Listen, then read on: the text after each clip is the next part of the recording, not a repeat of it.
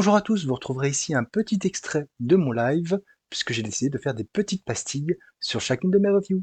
Enjoy! Guns de Brian Lee O'Malley, qui est surtout connu chez nous et un petit peu dans le monde pour Scott Pilgrim en fait.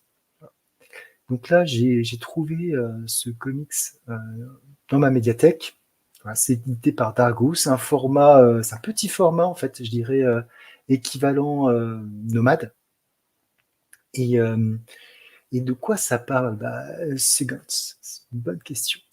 Donc Seagulls, c'est l'histoire de Cathy, qui est chef de restaurant, qui a un restaurant qui s'appelle Seagulls justement, mais qui est en train de faire des travaux avec un associé d'un autre restaurant qu'elle veut ouvrir. Voilà, parce que ce restaurant, il n'est pas véritablement la propriétaire. Là aussi, elle est avec un associé, sauf que les associés prennent plus. Enfin bref, elle veut avoir une main plus importante sur le restaurant. Et pour cela, elle a lancé les travaux d'un autre lieu et ça commence. Ça commence donc les travaux d'un côté, elle ne peut plus vraiment cuisiner de l'autre. Enfin bref, elle est dans une période un peu charnière de sa vie et ça avance. Voilà. Ça, c'est vraiment le tout début pour vous donner un petit peu de contexte.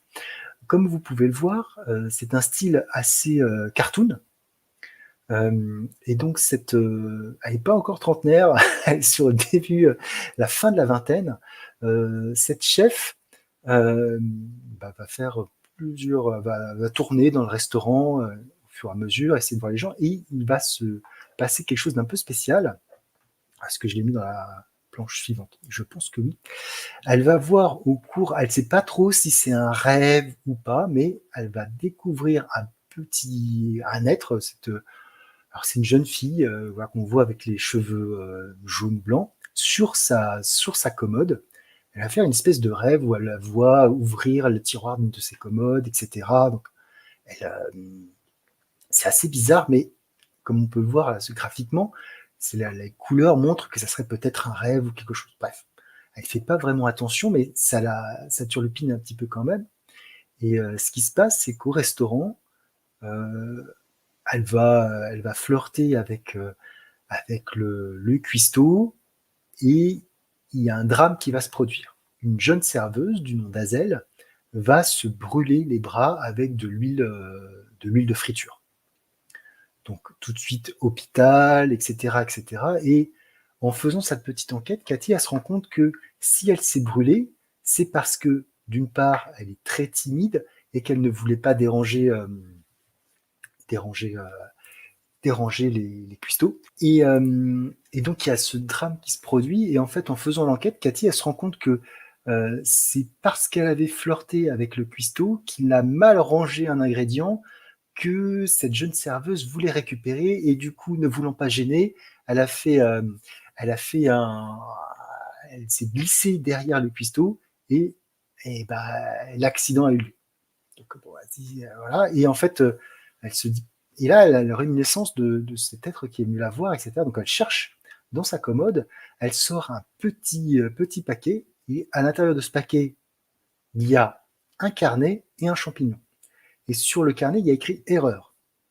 Et en fait, elle comprend très vite que si elle peut écrire ses erreurs, manger le champignon, et à ce moment-là, faire comme si elle avait une seconde chance. C'est-à-dire, elle rêve qu'elle n'a pas flirté avec le cuistot, et à ce moment-là, il n'y a pas eu de drame. Quand elle se réveille, elle constate qu'elle se rend à l'hôpital, elle fait ce rêve, elle se réveille, et puis elle se dit, bon, je vais voir Hazel à l'hôpital, et en fait, celle-ci n'y est pas, elle n'est pas brûlée. Donc elle se rend compte que ce champignon a eu le pouvoir de modifier ce qui s'était passé, et donc d'effacer ses erreurs. Et donc elle se rend compte qu'avec ce champignon, elle peut réparer un certain nombre d'erreurs.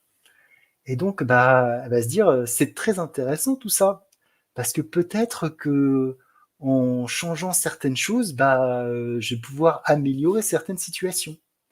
Et comme vous l'imaginez, ça va être la course à l'échalote.